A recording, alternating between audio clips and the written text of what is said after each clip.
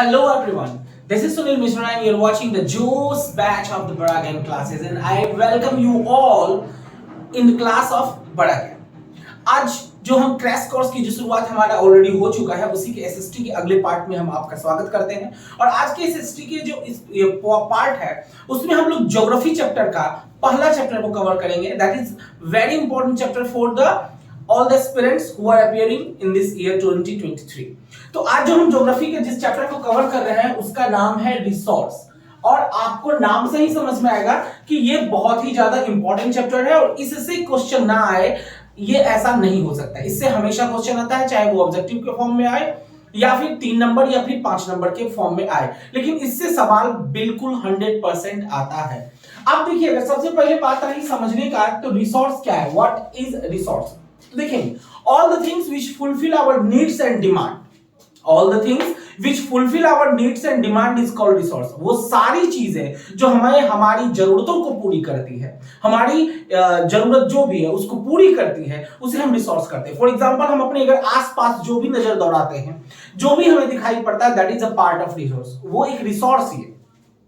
चाहे ये white board हो जाए या चाहे ये मार्कर हो जाए, चाहे एक पानी हो, चाहे वो धरती हो, आकाश हो, जो भी चीज हमें दिखाई पड़ रहा है दिस ऑल आर रिसोर्स। कैसे? क्योंकि ये सब कुछ मिल करके हमें हमारी जरूरतों को पूरा करती है। So that's why we can say here कि human being is also a resource. कैसे है भाई रिसोर्स? क्योंकि इंसान भी एक दूसरे की जरूरत को पूरी करती है। For example what's your need is fulfilled by your parents, your family, और उनकी जो जरूरतें होंगी वो ऑब्वियसली आप उनकी अगर आप हेल्प करते हैं किसी भी काम में, किसी भी चीज को करने में, तो you became resource for them.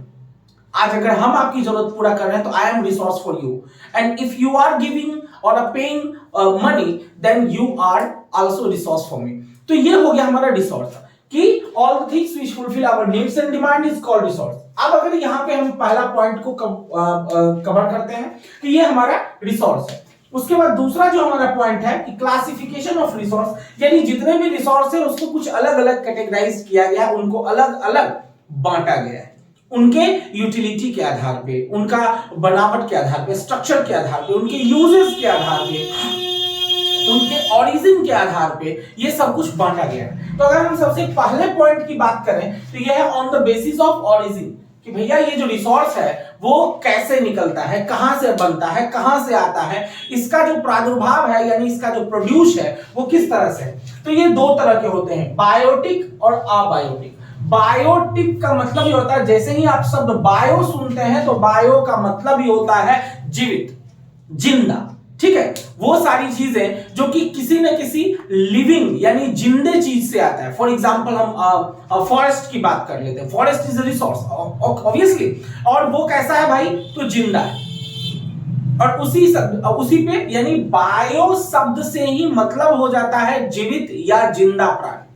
तो वो सारे रिसोर्सेज जो कि हमें लिविंग बीइंग से प्राप्त होता है वो उसको हम बायोटिक रिसोर्स के नाम से जानते हैं। अक्सर हाँ आपको इनमें से कोई भी दो ले लेगा और उसमें डिफरेंशिएट करने कहेगा, तो at that moment you know very well कि बायोटिक क्या है भाई। तो बायोटिक वो सारे रिसोर्सेज हैं जो रिसोर्सेज की हम लिविंग चीज से प्राप्त होता है। दूसरा हमारा है अबायोटिक। अबायोटिक क्या हो गया, अ जैसे ही लग गया बायोटिक के पहले इसका मतलब हो गया ठीक उसका उल्टा, यानी बायोटिक मतलब जिंदे चीज से प्राप्त होने वाले, अबायोटिक का मतलब मृत से, जैसे रॉक है, स्टोन है, उसके बाद क्या हो गया माउंटेन, हिल्स, डस्ट, सैंड, ये सब क्या है अब अबायोटिक की श्रेणी में आएगा। ये जैसे ये बेंच हो गया, ये चेयर हो गया, ये हाउस हो गया, ये बायोटिक तो नहीं है but this is resource because it helps us, इसकी हमें जरूरत है, लेकिन ये कैसा है, तो ये नॉन लिविंग से प्राप्त होता है, so that's why this is abiotic.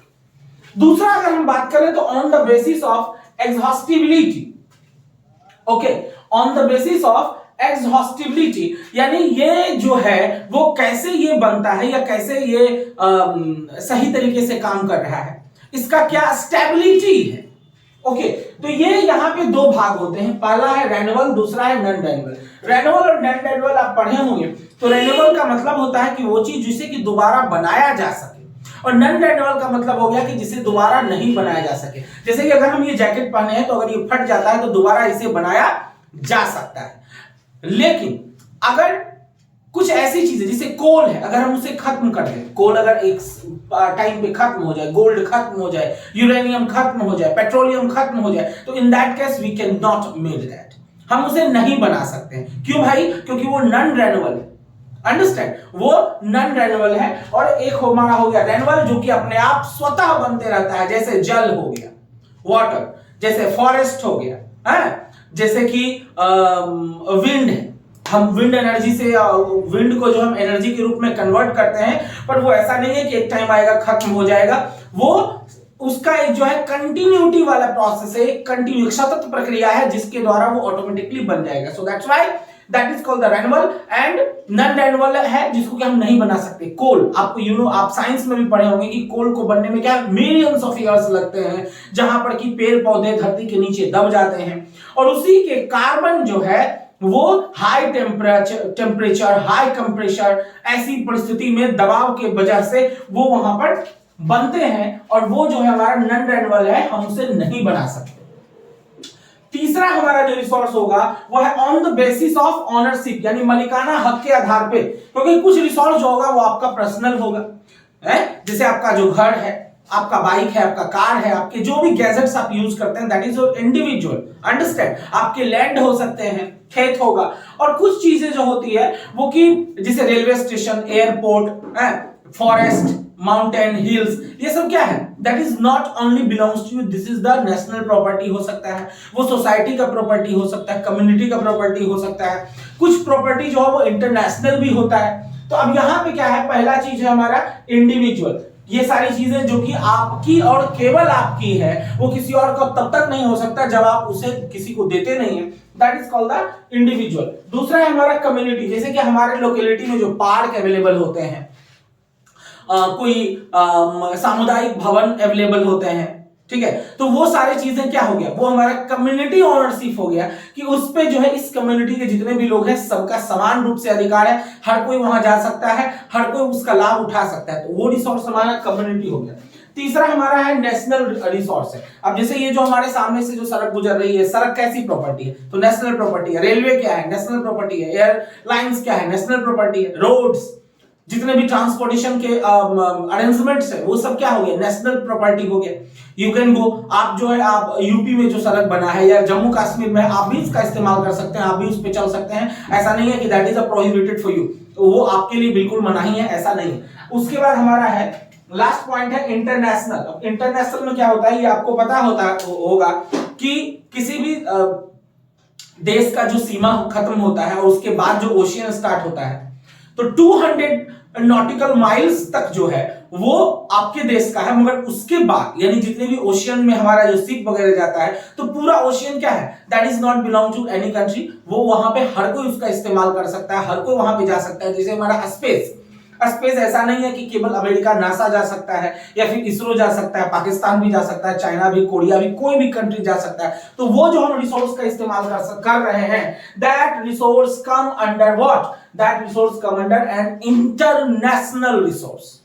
Okay, उसके बाद जो हमारा है अगला जो हम बात करते हैं, तो उसमें तीन और होता है, potential, developed, stock and reserves. अब देखिए पोटेंशियल रिसोर्स का मतलब क्या होता है कि रिसोर्स है जो है, अब देखिए यहां पे क्या होता है कि कुछ ऐसे रिसोर्स हैं जिसमें कि अगर हम उसे डेवलप करें तो वो डेवलप हो सकता है, यानी वहां पे सामर्थ्य है। फॉर एग्जांपल अगर हम राजस्थान की बात करें या गुजरात की बात करें, वहां पे हम विंड एनर्जी को बहुत अच्छे तरीके से यूटिलाइज कर सकते हैं, मगर अभी तक हम किया नहीं जा चुका। हो सकता है हमारे पास जो है वैसे इक्विपमेंट्स अवेलेबल ना हो, या फिर हमारी गवर्नमेंट उस तरफ ध्यान अभी नहीं दे रही है, लेकिन पोटेंशियल है, यानी उसमें सामर्थ्य है, उसमें गुण है कि वो हमें एक नया रिसोर्स कन्वर्ट करके देगा, हमें एक बेहतरीन चीज वहां से निकल के आएगी, but we are still not utilising that.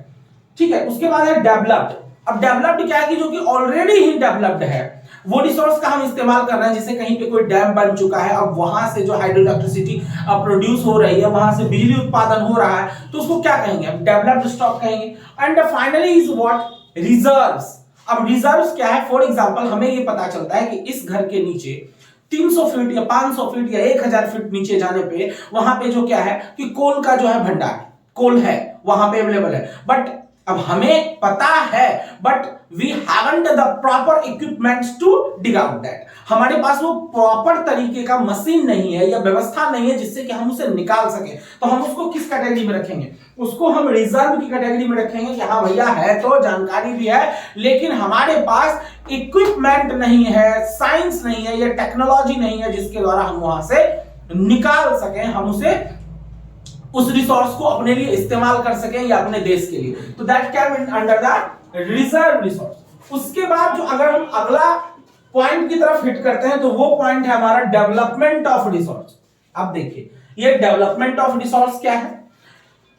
तो डेवलपमेंट ऑफ रिसोर्स का कहने का मतलब ये हो गया कि जितने भी रिसोर्सेज हैं, as we all know that this is so important thing for us, हमारा काम नहीं चल सकता है रिसोर्स के बिना। तो अब इसका डेवलपमेंट किया जाना भी उतना ही ज्यादा जरूरी है, ठीक है? क्योंकि एक चीज सबसे बड़ी बात है कि जो चीज हमारे लिए इतना ज्यादा इंपॉर्टेंट है, इतना ज्यादा महत्वपूर्ण है, तो जाहिर सी बात है कि उसका development is very important for अस। उसका डेवलपमेंट जो है हमारे लिए बहुत ज्यादा फायदेमंद होगा।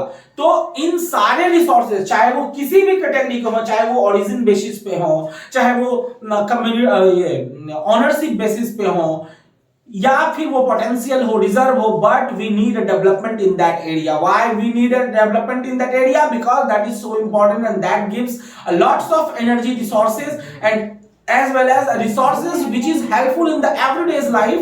So that's why we can say that the development of resources is just like the our development. Understand कि हमारा डेवलपमेंट ही एक तरह से वो है, क्योंकि हमारा रिसोर्स जब बेहतर होगा, रिसोर्स जब अच्छा होगा तो जाहिर सी बात है कहीं ना कहीं हमारा ही डेवलपमेंट होगा। So that's why we can say here that our the development of resources is very important for us.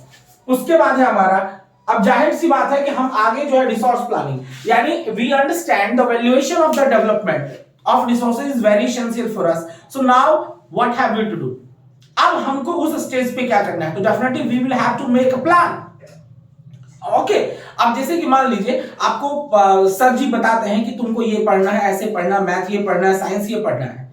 Why? क्योंकि ये तुम्हारे लिए जरूरी है। ओके, कि ये चैप्टर तुम्हारे लिए जरूरी है, that is coming in the next examination. तो after that what have you to do? या सर जी आपको क्या क्या करने के लिए कहते हैं? Definitely he tells you to make a plan. Okay, because without a plan we cannot be eligible to do any kind of thing. क्योंकि बिना प्लान के हम कुछ करने में सक्षम नहीं होते हैं। तो we have to make a plan. अब यहाँ पे क्या है कि we understand the valuation of the resources and there are so kind of resources is available on the earth and in our country also. तो now next point will be what? Planning. हमको अब इसको plan करना है। अब कैसे हम plan कर सकते हैं? सबसे पहला चीज तो हम ये कर सकते हैं कि जो हमारा नॉन रेन्यूएबल रिसोर्सेज है, हम उन रिसोर्सेज का कम से कम इस्तेमाल करेंगे। अंडरस्टैंड? अब यहां पे क्वेश्चन आता है, आया हुआ भी है कि how will you plan to conserve resource, कि आप जो है रिसोर्स को कंजर्व करने के लिए, बचाने के लिए, सेव करने के लिए कैसे प्लान बनाएंगे। तो अब यहां पे देखिए, तो सबसे पहला चीज हम क्या कर सकते हैं?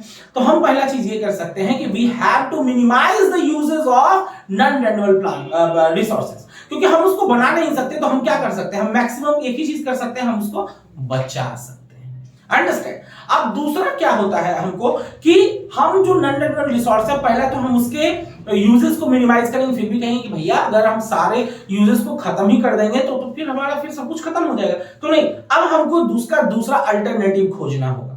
जैसे अगर हम कोल को जला करके इलेक्ट्रिसिटी प्रोड्यूस कर रहे हैं तो अब हमको उसका दूसरा अल्टरनेट खोजना होगा या उसका इस्तेमाल करना होगा। हमें सोलर एनर्जी की तरफ जाना होगा, हमें टाइडल एनर्जी की तरफ जाना होगा, हमें जियोथर्मल एनर्जी की तरफ जाना होगा। ओके, या हमें वैसे रिसोर्सेज की तरफ जाना होगा जिसमें कि कम उसके खपत में हमको ज्यादा से ज्यादा एनर्जी ज्यादा फायदेमंद होता है। जैसे आप देखते होंगे कि पहले जो हमारा रेलवे चलता था तो वो कोल पे चलता था, फिर उसका अल्टरनेट खोजा गया क्या भाई, क्या हम डीजल पे चलाएंगे। उसके बाद क्या हो गया, आज हम इलेक्ट्रिसिटी पे चला रहे हैं। तो एक्चुअली वो क्या है? हाँ, ऑब्वियसली वो एक और ज्यादा पावरफुल इंजन या पावरफुल व्यवस्था है, मगर मेन जो उसका पर्पस है कि जो हमारा नॉन रेन्यूएबल रिसोर्सेज है हम उसको ज्यादा से ज्यादा बचाने की कोशिश करें। नहीं तो ऐसा आएगा कि एक टाइम कि हमारे सारे रिसोर्सेज खत्म हो जाएंगे and what will we give to our next generation, हमारे नेक्स्ट जनरेशन के पास कुछ बचेगा ही नहीं। तो हमें कम से कम अपने रिसोर्सेज को खत्म करना होगा और उसके जगह पे दूसरे सब्स्टिट्यूट को खोजना होगा, दूसरे सब्स्टिट्यूट को प्लान करना होगा। अब आते हैं, अब हम जो है ज्यादा से ज्यादा, अगर अगला पॉइंट पे है तो हम ज्यादा से ज्यादा इस यूज जो वैसे रिसोर्सेज की तरफ ध्यान देंगे जिस रिसोर्सेज को बड़ी आसानी से हम बनाना ना पड़े, वो रैंडम रिसोर्सेज है, ऑटोमेटिकली हम उस रिसोर्सेज की तरफ ध्यान देंगे। उसके बाद क्या करना होगा कि इसके लिए गवर्नमेंट को भी बहुत हद तक ध्यान देना होगा। जैसे कि हम अभी बात कर रहे थे पोटेंशियल रिसोर्सेज की, तो पोटेंशियल रिसोर्सेज में हम देखते हैं कि बहुत सारे ऐसे जगह हैं जहां पर कि वहां पे कैपेबिलिटी है उस रिसोर्स को, बट हमारी गवर्नमेंट उस तरफ अभी ध्यान नहीं दे रही है, चाहे हमारा वो विंड एनर्जी हो जाए या सोलर एनर्जी हो जाए। तो हमारे गवर्नमेंट को उस तरफ भी बहुत हद तक ध्यान देना चाहिए जिससे कि हम नॉन रिन्यूएबल रिसोर्सेज पे ज्यादा से ज्यादा डिपेंडेंट ना हो। So that's why we will have to make a proper plan for the resource planning. अगला हमारा जो है land resource, definitely you know that the land is so important resource. How? क्योंकि अब यहाँ पे क्वेश्चन पूछ देता है, how land is very important resource. क्यों? क्योंकि जो भी हमको ये आसपास जो भी दिखाई दे रहा है, that all on the earth, तो ये सब कुछ लैंड पे ही है। और अगर यहाँ पे हम दूसरी बात करें कि हमारा जो खाना ही आता है, that is the first fundamental need of a human being, so that's why that come from land.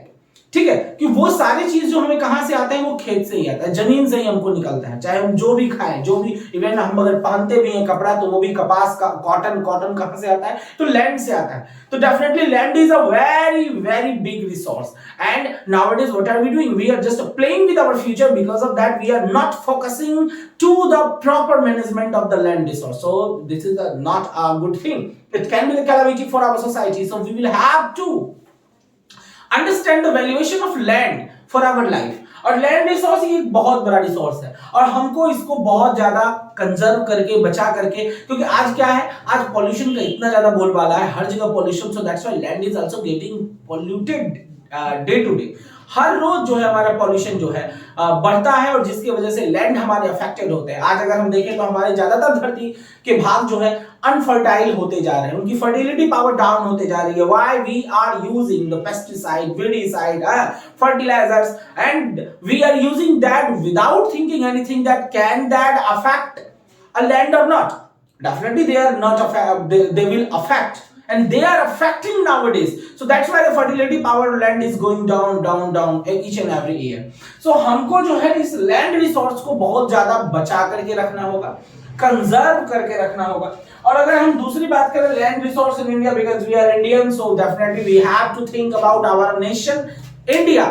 तो इसकी सबसे ज्यादा जरूरत भारत में। क्यों? क्योंकि इसके सबसे पहला कारण तो यह है कि हमारी जनसंख्या बहुत ज्यादा है। अब हम लोग अबाउट 1.40 करोड़ तक 140 करोड़ के आसपास हम लोग पहुंच गए, नॉट पॉइंट, 140 करोड़ के आसपास हमारी जनसंख्या पहुंच चुकी है। और वैसी परिस्थिति में हमारे पास जो सबसे बड़ा जो प्रॉब्लम्स हो सकता है आने वाले समय में, वो खाद्यान्न का हो सकता है, यानी वो ग्रेन्स का हो सकता है, वो खाने की समस्या हो सकती है। अब वैसी परिस्थिति में अब लैंड तो हम नहीं बढ़ा सकते, तो लैंड को हम सिर्फ बचा सकते हैं, क्योंकि उसके बिना कुछ नहीं होगा। खाना पे आफत तो फिर सारा साइंस एंड टेक्नोलॉजी धरा का धरा रह जाएगा, क्योंकि we can not eat that science, we have to eat only grains, हमारे पास उसके अलावा कोई दूसरा ऑप्शन नहीं है। So that's why we have to produce more and more, but we have also conserve and preserve that land. हमको उस लैंड को बचाते हुए उसकी फर्टिलिटी पावर से हमको फायदा लेना है। ऐसा नहीं कि हमको उससे अनाज ज्यादा उपजाने के लिए हम क्या करें, अंधाधुंध उसमें फर्टिलाइजर यूज करते जाते हैं, पेस्टिसाइड यूज करते हैं, वीडिसाइड यूज करते हैं और पॉल्यूटेड, उसके बाद पॉल्यूशन को बढ़ाते जाए। आज एसिड रेन की वजह से हमारे लैंड की फर्टिलिटी पावर ऑलरेडी डाउन हो चुकी है। तो वैसी परिस्थिति में भाई we have to make a proper plan for land resource in India.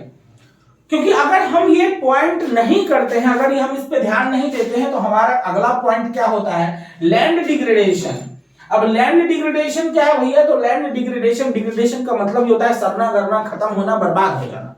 ठीक है, तो हमारा लैंड जो है, जिसका हम ऑलरेडी चर्चा किए कि वो जो है हमारा लैंड जो है वो डिग्रेड होते जा रहा है, वो खराब होते जा रहा है, बर्बाद होते जा रहा है। यानी आप साइंस में पढ़े होंगे कि कुछ इंचेस लैंड के अपर लेयर को बनने में लाखों साल लग जाते हैं। जो कि जिसमें कि मेन फर्टिलिटी पावर होती है, जिस चीज को बनने में लाखों साल लगते हैं और हम उसको बड़े आसानी से बर्बाद करते जा रहे हैं, तो as a result of what will happen, definitely it will happen that we will lost the fertility power of our land and thereafter we came under the category of the starvation, फिर हमको भूखमरी का शिकार होना पड़ेगा। तो at that moment we will have to stop the degradation, stop the misuses of the power of land if we want कि अगर हमारा लैंड सही सलामत रहे, तो at that moment we will have to stop the degradation of land। and the next point is the conservation measures. Definitely हम उसके बारे में ही ज्यादा से ज्यादा बात कर रहे हैं कि हमें जो है अपने कंजर्वेशन मेजर पे ध्यान देना होगा, हमको उसको बचा के चलना होगा जमीन को।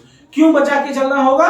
क्योंकि that is a main source of our fundamental need. इसके अलावा कोई ऑप्शन नहीं, हम चांद पे गेहूं चावल नहीं उगा सकते, हमको वो धरती पे ही उगाना होगा।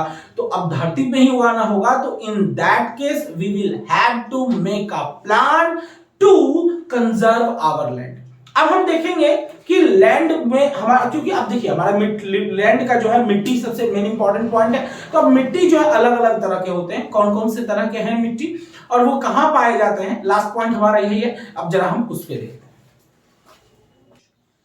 अगर हम सॉइल का क्लासिफिकेशन करें तो हमारा पहला जो सॉइल होता है जिसको हम देखते हैं वो है एलुवियल सॉइल। ये कहां पाया जाता है? अब इसमें हमको क्या देखना है इंपॉर्टेंट पॉइंट कि ये पाया कहां जाता है। ऐसी मिट्टियां में कौन खास तौर पे इंग्रेडिएंट्स होते हैं या फिर इसमें कौन से मिनरल्स पाए जाते हैं और ये किस तरह की फसल के लिए आइडियल होता है। तो देखेंगे ये इंटायर नॉर्दर्न प्लेन में पाया जाता है। खास तौर पे अगर बात करें ईस्टर्न कोस्टल प्लेन में भी पाया जाता है और कुछ डेल्टाज में पाए जाते हैं, जैसे महानदी, गोदावरी, कृष्णा, कावेरी। इन सब नदियों के बनाए गए डेल्टाज में एलुवियल सॉइल खास तौर पे पाया जाता है। ये जो है इसमें क्या क्या होते हैं मिनरल्स? तो इसमें पोटास होता है, फास्फोरिक एसिड होता है और लाइम होता है।